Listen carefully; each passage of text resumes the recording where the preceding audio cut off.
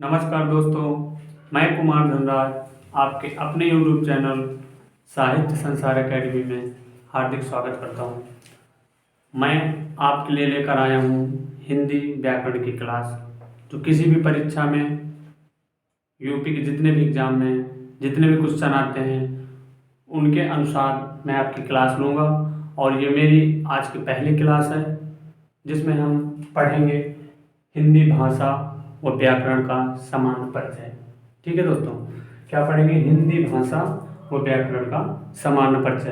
तो देखिए, हम पहले बात करेंगे हिंदी की, हिंदी शब्द की बात करेंगे, ना कि हिंदी भाषा की। ठीक है, हिंदी शब्द की बात करनी है हमको कि हिंदी शब्द की उत्पत्ति कैसे हुई, कहाँ से हुई, किस भाषा से हुई। ठीक है बच्चा, तो चलिए हम बात करते हैं हिंदी की। तो देखिए, जो हमारे भारत की प्राचीनतम नदी सिंधु है, तो जो ईरान के लोग थे वो सिंधु को क्या बोलते थे, वहीं से हमारी हिंदी शब्द की उत्पत्ति होती है। आइए देखते हैं कैसे हमारी हिंदी शब्द की उत्पत्ति होती है। ठीक है, आप अच्छे से देखिएगा और कोशिश ये करिएगा कि मैं कुछ भी बताऊं, छोटी चीज़ किसी को न समझिएगा, कोई भी बात छोटी नहीं रहेगी। आप अगर मेरी बातों को नोट करेंगे, आप नोट्स बनाएंगे और फिर उसको बाद में नोट्स बनाने के बाद पढ़ेंगे तो ज़रूर समझ में आएंगे। आप मेरी सिर्फ निरंतर क्लासें लीजिए, समझ में आए तो वीडियो को लाइक करिएगा, शेयर करिएगा और चैनल को सब्सक्राइब जरूर करिएगा। ठीक है, तो आइए हम ज़्यादा समय ना लेते हुए बात करते हैं हिंदी शब्द की, कि हिंदी शब्द की उत्पत्ति कैसे हुई और कहाँ से हुई। तो देखिए, जो हमने कहा सिंधु नदी की बात जो हमने की, तो ईरान जो था, तो ईरान के जो लोग थे, ईरान का प्राचीन नेम क्या था? पारसिया था। पारसिया क्यों कहते थे बच्चा? पारसिया इसलिए कहते थे क्योंकि वहाँ पारसी लोग ज़्यादा निवास करते थे। ठीक है, इसलिए हम ईरान को पारसी भी कहते थे। तो जो ईरान के लोग थे, तो देखिए वो क्या बोलते थे, हाँ ये मार्कर चेंज कर लेते हैं, वो क्या बोलते थे, सा को हा बोलते थे। ठीक है, और इसके बाद ता या था को क्या बोलते थे? ता बोलते थे। इसके बाद आपका आता है दा, धा को क्या बोलते थे? दा बोलते थे। इसके बाद आता है पा या फा को क्या बोलते थे? पा बोलते थे। ठीक है बच्चा, तो अब हम बात करते हैं हिंदी, है ना। तो सिंधु नदी की बात हुई है, तो जो ईरान के लोग थे वो सिंधु को क्या बोलते थे, आइए ये जानते हैं। ठीक है, एक चीज हम अब देखिए, सा को इन्होंने क्या बोला? हा बोला। क्या बोलते थे ईरानी लोग? सा को हा बोलते थे। तो हम यहाँ क्या कर देंगे कि यहाँ पे हमने हा कर दिया। और धा को क्या बोलते थे? दा बोलते थे। दिख क्लियर रहा होगा आप लोगों को। तो धा को क्या बोलते थे? दा बोलते थे। तो धा की जगह हमारा क्या आ जाएगा? दा। तो बच्चों, वो क्या बोलते थे? सिंधु नदी को हिंदू बोलते थे। हिंदू नदी कौन बोलता था? ईरानी लोग। ठीक है, तो सिंधु को उन्होंने बोला हिंदू। ठीक है, अब जो बच्चा, जो हिंदू नदी के जो पास के लोग थे, ठीक है, जो पास के लोग जो निवासी थे, अर्थात हम कह दें कि मतलब जो भारतीय थे, तो उनको ईरान की क्या बोलते थे? हिंदू। क्या बोलते थे? हिंदू। ऊ आ रहा ना, तो ऊ का मतलब क्या होता है बच्चा? ये क्या बोलते थे? हिंदू। ठीक है, तो ऊ बड़ा है ना, तो ऊ का मतलब होता है क्या?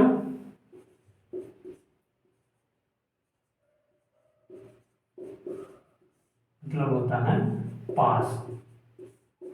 ऊ का मतलब होता है पास या ऊंचा। तो जो सिंधु नदी थी, सिंधु को ही हिंदू बोलते थे ईरानी, और जो सिंधु नदी के जो पास के लोग थे उनको क्या बोलते थे? हिंदू बोलते थे। ठीक है, हिंदू। और जो हिंदुओं की जो भाषा थी, क्या थी? जो भारतीय थे यानी कि जो हिंदू थे, उनको क्या बोलते थे? उनकी जो भाषा थी तो वो थी हमारी हिंदवी। कौन सी थी? हिंदवी। ये हमारी क्या है बच्चा? भाषा है।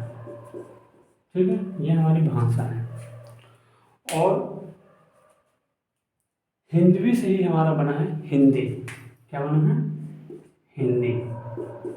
इसका रूढ़ होके बन गया है हिंदी। शुद्ध रूप इसका हिंदी का कर दिया गया है हिंदी।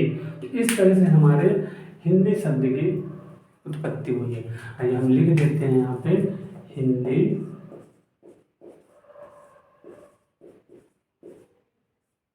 शब्द की उत्पत्ति। ठीक, ये हमारी हिंदी शब्द की उत्पत्ति। एक बार फिर से देख लेते हैं। हमने अभी चर्चा की है हिंदी शब्द की, ठीक है, हमने चर्चा की है हिंदी शब्द की। और हिंदी शब्द में देखिए क्या बोलते थे कि जो ईरानी थे, ईरान के लोग क्या बोलते थे, सा को हा बोलते थे, ता था को ता बोलते थे, दा था को दा बोलते थे, पा फा को पा बोलते थे। ठीक है बच्चा। तो देखिए सिंधु है, तो सिंधु के सा की जगह हमने कर दिया हा, और धा की जगह कर दिया हमने दा, तो क्या हो गया, हिंदू हो गया। और हिंदू से हो गया हिंदू, ऊ का मतलब होता है पास, यानी सिंधु नदी के जो पास के निवासी थे उनको बोलते थे हिंदू। कौन बोलता था, ईरानी लोग बोलते थे, है ना। और जो उनकी भाषा थी वो थी हमारी हिंदवी। क्या थी, भाषा थी हमारी हिंदवी। ठीक है, तो जो ईरानी थे वो हिंदू बोलते थे। किसको बोलते थे, सिंधु नदी के पास के निवासियों को। और उनकी जो भाषा थी वो हिंदवी थी, और हिंदवी का ही हिंदी शब्द बन गया, इसका शुद्ध रूप कर दिया गया, हिंदी कर दिया। ठीक है, तो इस तरह से हमारी क्या हुई, हिंदी शब्द की उत्पत्ति हुई। अब आप थोड़ा सा स्क्रीनशॉट वगैरह लेना चाह रहे हो तो ले लीजिए, ये लिखना चाह रहे हो तो अपना लिख लीजिए। हम 1 सेकंड का आपको टाइम, 10 सेकंड का टाइम दे रहे हैं, थोड़ा सा आप देख लीजिए इस चीज़ को, है ना, इस चीज़ को आप थोड़ा सा देख लीजिए।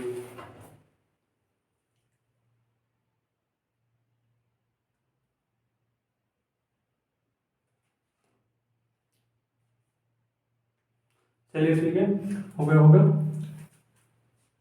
अब देखो क्वेश्चन कैसे आता है ये चीज देखते हैं, क्वेश्चन कैसे आता है इसमें।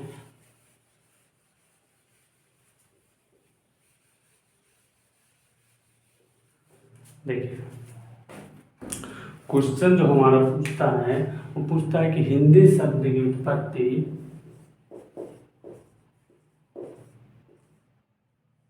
हिंदी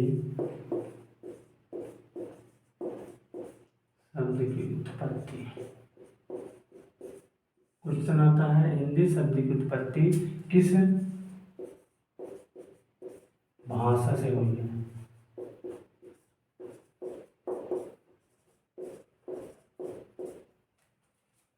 ठीक है, हिंदी शब्द की उत्पत्ति किस भाषा से हुई है। तो देखिए हिंदी शब्द की उत्पत्ति कैसे हुई हमने देख लिया। तो हिंदी जो ईरान की भाषा है वो कौन सी है, फारसी। कौन सी है, ईरान की भाषा कौन सी है, फारसी है ना। ईरान की जो भाषा है कौन सी है बच्चा, फारसी है। कौन सी बच्चा, फारसी है। और फारसी को हमने बताया था अभी पीछे कि जो फा को जो ईरानी थे वो क्या बोलते थे, फा को पा बोलते थे, पा या फा को क्या बोलते थे, पा बोलते थे। तो हम इसको जो है क्या कह सकते हैं, फारसी भी कह सकते हैं, फारसी भाषा और पारसी भाषा, ठीक, या ईरानियों की भाषा, ठीक है, या ईरानी भाषा, ईरानी भाषा। तो देखिए क्वेश्चन हमारा कुछ इस तरह से पूछता है, ठीक है, कि हिंदी शब्द की उत्पत्ति किस भाषा से हुई है। तो हम लोग अगर ऑप्शन में हमारा फारसी भाषा दिखता है तो फारसी भाषा है, अगर पारसी दिखता है तो हमारा पारसी है, और अगर ईरानी है तो ये भी हमारा सही है। अगर तीनों ऑप्शन आते हैं तो हमारे तीनों सही हैं, तीनों में से कोई एक आता है तो एक सही है। ठीक है, अब जैसे अभी किसी के मन पे आया ही होगा कि हिंदुस्तान, हिंदुस्तान कैसे बना, है ना। तो देखिए हिंदुस्तान को भी देख लेते हैं क्या है, हिंदुस्तान।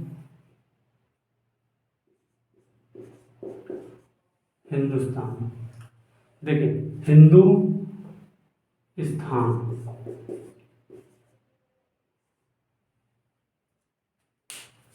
एक सेकंड माफ कीजिएगा, सिंधु स्थान, सिंधु प्लस स्थान, ठीक है। तो देखिए हमने बताया था अभी, एक बार फिर से लिख देते हैं कि सा को हा बोलते थे, पा या था को पा बोलते थे, ता या था को ता बोलते थे, और दा या धा को दा बोलते थे। ठीक है, ठीक है बच्चों। तो देखिए सा को उसने क्या बोला, ईरानियों ने हा बोला, और धा को उन्होंने क्या बोला, दा बोला, और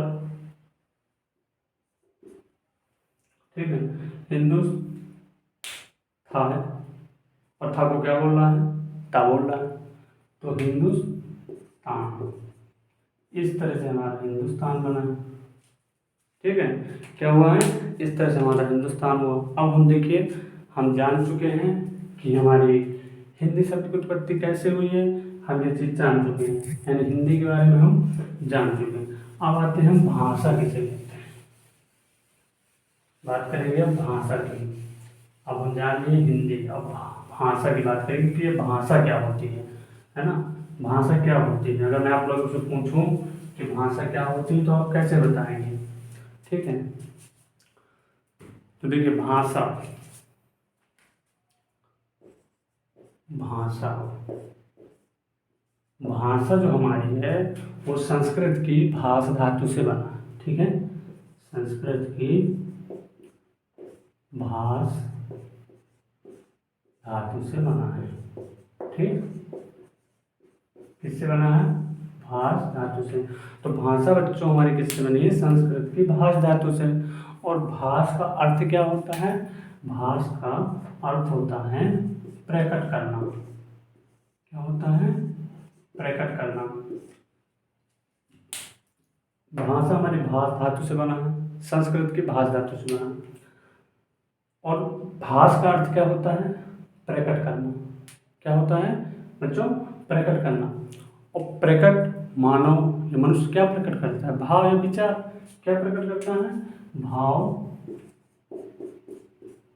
वो विचार, है ना। क्या प्रकट करता है, भाव वो विचार। तो देखिए हम जान लेते हैं कि भाव और विचार क्या है। विचार किसे कहते हैं, क्या किसके किसे कहते हैं, विचार। विचार किसे कहते हैं, तो ये मनुष्य की अध्वन्यात्मक इकाई है। यानी कि मनुष्य के जो मन में चलता है, जिसमें ध्वनि नहीं है, वो मन पे चलता रहता है। जो भी आपके मन में चलता है, हमारे मन में जो चल रहा है, आपके मन में जो चल रहा है, आपको नहीं पता है, क्योंकि क्या है, वो अध्वन्यात्मक इकाई है, उसमें क्या है, ध्वनि नहीं है। तो हम विचार के बारे में अगर थोड़ा सा चर्चा करें तो ये क्या है, अध्वन्यात्मक। क्या है, अध्वन्यात्मक इकाई है। अब अगर इसको हम क्या करेंगे, शाब्दिक विच्छेद करेंगे। क्या है, शाब्दिक विच्छेद। शाब्दिक विच्छेद और संधि विच्छेद में अंतर होता है। ठीक है, शाब्दिक विच्छेद करेंगे अगर हम इसका, तो ये हो जाएगा हमारा आ प्लस ध्वनि और प्लस आत्मक। आ का मतलब होता है नहीं, और ध्वनि का मतलब होता है आवाज। क्या होता है बेटा जी, आवाज। और आत्मक का मतलब क्या होता है, स्वरूप। ठीक, आत्मक का मतलब क्या होता है बेटा, स्वरूप। तो देखें ये क्या है, भाषा क्या है बच्चों, ये संस्कृत की भाष धातु से बना है। और भाष का अर्थ होता है प्रकट करना। और व्यक्ति क्या प्रकट करता है, भाव या विचार। अब हमें पता नहीं है विचार क्या होता है ना।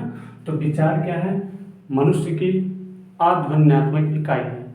और अध्वन्यात्मक इकाई मतलब इसका अगर शाब्दिक विच्छेद करेंगे तो हमारा आ प्लस ध्वनि प्लस आत्मक। आ का मतलब होता है नहीं, और ध्वनि का मतलब होता है आवाज, और आत्मक का मतलब होता है स्वरूप। यानी कि ऐसे मन में जो ऐसे हमारे विचार चलते, भाव चलते, जिसमें ध्वनि नहीं होता है। जैसे कि एक उदाहरण के तौर पर समझें, चलिए मान लीजिए मैं ही हूँ, मेरे मन में क्या चल रहा है, आपके मन में क्या चल रहा है, ना आप मेरे मन के बारे में जानते हैं, ना मैं आपके मन के बारे में जानता हूँ। क्यों नहीं जानते हैं? क्योंकि वो हमारे मन के विचार हैं, है ना, उसमें ध्वनि नहीं है। और जब हमको अपनी बात एक दूसरे को पहुंचानी है, तब हम क्या करेंगे, उसको ध्वनि का रूप देंगे। और जब ध्वनि का रूप दे देंगे तो वही हमारा क्या है, माध्यम है, जिसके माध्यम से हम अपने विचारों का आदान प्रदान करेंगे, वही हमारी क्या है, भाषा है, जो माध्यम हम चुनेंगे। तो जब तक हम बोलेंगे नहीं, उसको ध्वनि का रूप नहीं देंगे, आप हमारी बातों को, हमारे विचारों को नहीं समझ सकते, और आप जब तक नहीं बोलेंगे तो हम नहीं समझ पाएंगे, है ना। तो किसी न किसी माध्यम की जरूरत होती है। जैसे कि उदाहरण के तौर पर समझ लीजिए कि मान लीजिए एक स्टेशन ये है, एक स्टेशन ये है। चलिए नाम पे ले लेते हैं, जैसे कि ये राम नाम का शहर है, ये श्याम नाम का शहर है, ठीक है। और ये जो राम नाम का स्टेशन है, शहर है, तो यहाँ क्या रखा हुआ है, भाव या विचार का सामान रखा हुआ है, ठीक है। और इसके पास क्या रखा हुआ है, भाव या विचार का सामान रखा हुआ है, पैसे के रूप में मान लीजिए। अगर हम इसके भाव या विचार को, या इस शहर से इस शहर तक हमको सामान भेजना है, बच्चों आराम से समझिएगा, अगर हमको इस शहर से इस शहर में सामान भेजना है तो हम कैसे भेजेंगे, बस, ट्रेन, किसी न किसी माध्यम से भेजेंगे ना। तो हम इसको बस या साधन या माध्यम, इन्हीं के द्वारा हम भेजेंगे। अब उस माध्यम में, वो साधन में हम जिस चीज़ का प्रयोग करेंगे, बस का या ट्रेन का, उसी तरह हमारे ये विचार हैं, इसके मन में क्या विचार है, इसके मन में क्या विचार है, इन दोनों को नहीं पता। और कब तक नहीं पता है, जब तक कि क्या है, ये विचार है, क्या है, ये विचार है, तब तक नहीं पता। जब इनको ध्वनि का रूप दे दिया जाएगा, ध्वनि का स्वरूप दे दिया जाएगा, ध्वनि नाम के वस्त्र पहना दिए जाएंगे इनके विचारों को, तब जाके जिस माध्यम से उन लोगों के पास, एक दूसरे के पास जो उनके विचार पहुंचेंगे, उसी माध्यम को हम क्या कहते हैं, भाषा कहते हैं। चलिए, तो एक तो ऐसे समझाने के लिए था कि विचार किसे कहते हैं, तो वो आपको समझ में आ गया विचार क्या होता है, फिर माध्यम क्या होता है। आइए हम थोड़ा सा चर्चा करते हैं कि देखिए, जो मनुष्य है और जो पशु हैं, उनको दो ही चीज़ अलग करती है, यानी कि दो ही चीज़ जो है अंतर पैदा करती है मनुष्य और पशु में। कौन कौन सी? एक तो हमारी भाषा है, और एक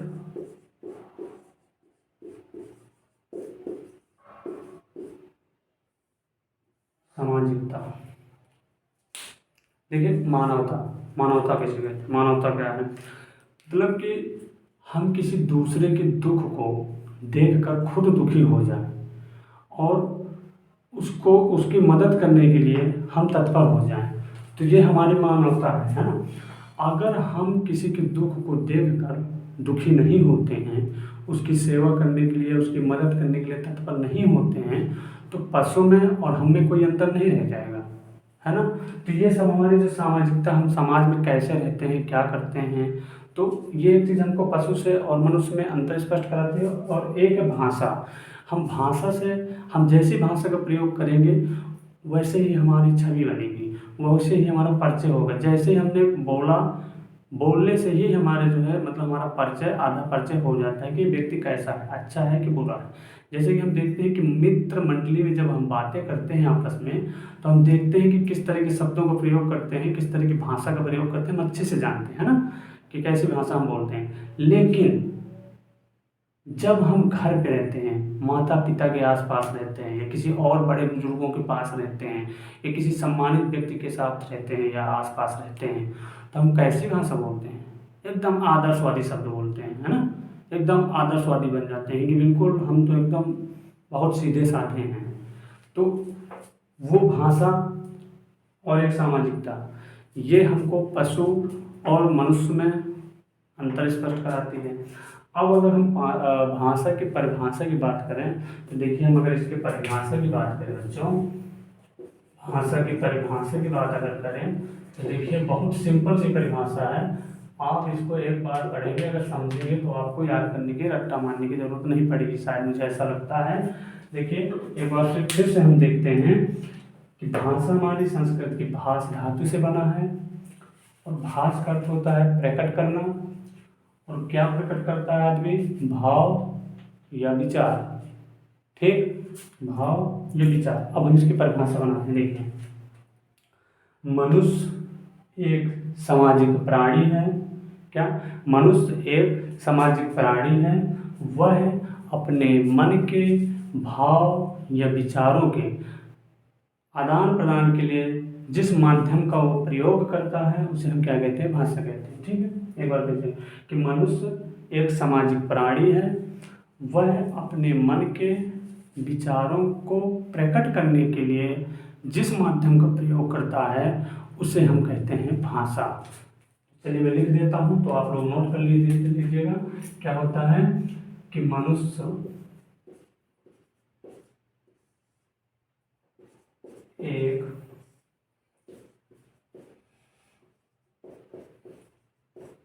सामाजिक प्राणी है। ठीक, वह अपने मन के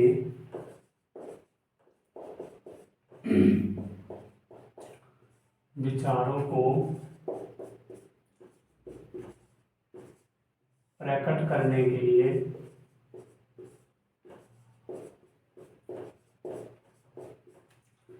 जिस माध्यम का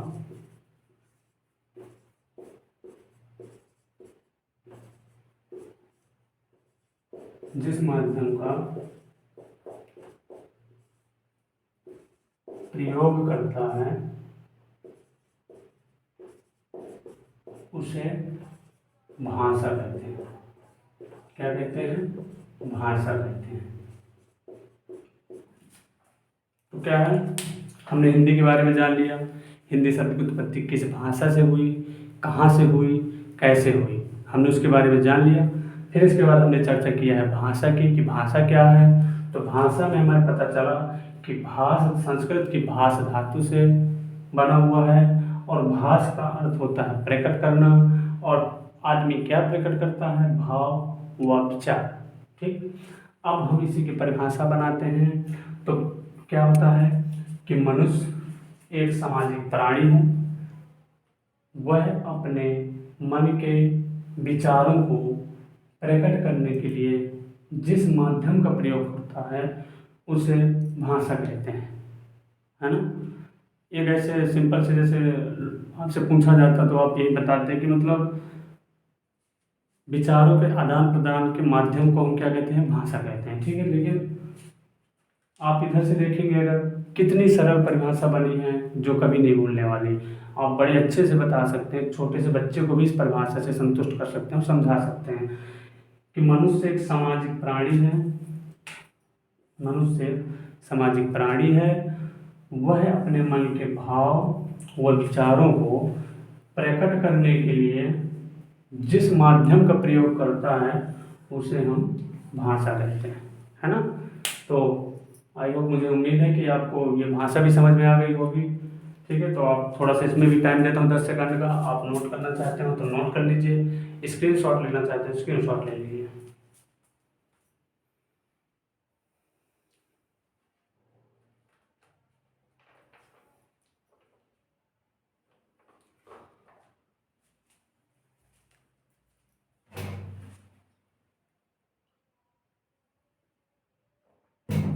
चलिए, नोट हो गया होगा।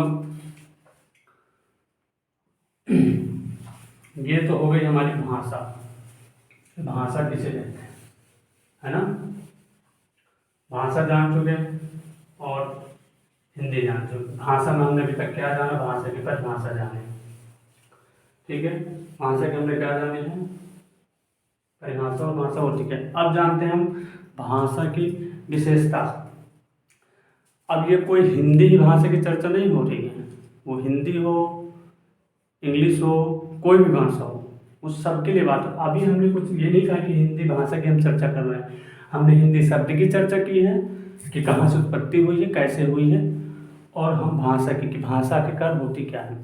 अभी हम हिंदी की बात नहीं कर रहे हैं। ठीक है, तो हम लिखते हैं भाषा की विशेषताएं।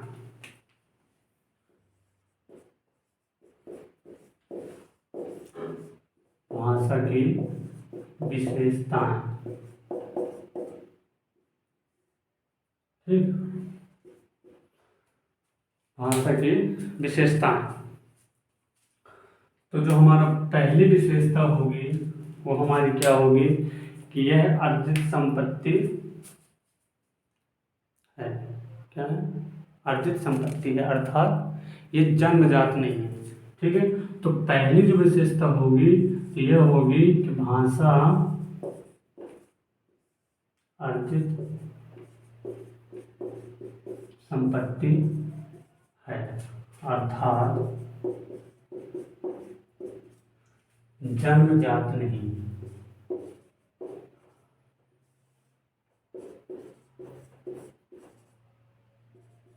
ठीक, अब इसको समझते हैं जरा कि ये अर्जित संपत्ति कैसे है और जन्मजात क्यों, मतलब क्यों नहीं। ठीक है, अगर भाषा हमारी जन्मजात होती तो जैसी हमारी मूल भाषा थी वैसे ही रहती। बदलाव होते रहे, समय समय पे भाषा में बदलाव होता रहा है, इसलिए हम ये अर्जित संपत्ति। और दूसरी चीज देखिए, बोलने की जो शक्ति होती है वो तो जन्मजात है। ठीक है, बच्चे में बोलने की शक्ति जो होती है वो जन्मजात होती है, लेकिन क्या बोलना है, कैसे बोलना है, वो समाज में रह के सीखता है। ठीक है, जैसे कि हम देखते हैं कि जब छोटा सा बच्चा रहता है तो क्या होता है कि घर में उसके मम्मी पापा भाई बहन कोई भी जब उसको लेते हैं गोद में, दुलारते हैं, प्रेम करते हैं और उससे कुछ शब्द कहलवाने की कोशिश करते हैं, जैसे कि पापा, मामा, बाबा, चाचा, नाना, दादा, कुछ भी कहलाने की कोशिश करते हैं, तो वो धीरे धीरे करके एक समय ऐसा आता है कि उसके मुंह से पापा, दादा, नाना निकलने लगता है। तो बोलने की शक्ति तो उसकी जन्मजात है, लेकिन क्या बोलना है, कैसे बोलना है, तो वो समाज में ही रह के सीखता है। तो इसलिए हम दूसरा कारण वो दूसरी विशेषता इसमें हम क्या कह सकते हैं कि भाषा क्या है, सामाजिक प्रक्रिया है। भाषा क्या है, सामाजिक प्रक्रिया है, मतलब किसी समाज में ही रह के हम सीख सकते हैं। ठीक है, अर्जित संपत्ति है अर्थात जन्मजात नहीं है, इसे हम समाज में रह के सीखते हैं। किसे? भाषा की। ये हमारी भाषा की दो विशेषता हो गई। तीसरी विशेषता क्या है? तीसरी विशेषता हमारी ये है कि इसका अंतिम स्वरूप नहीं होता। क्या? भाषा का अंतिम स्वरूप नहीं होता।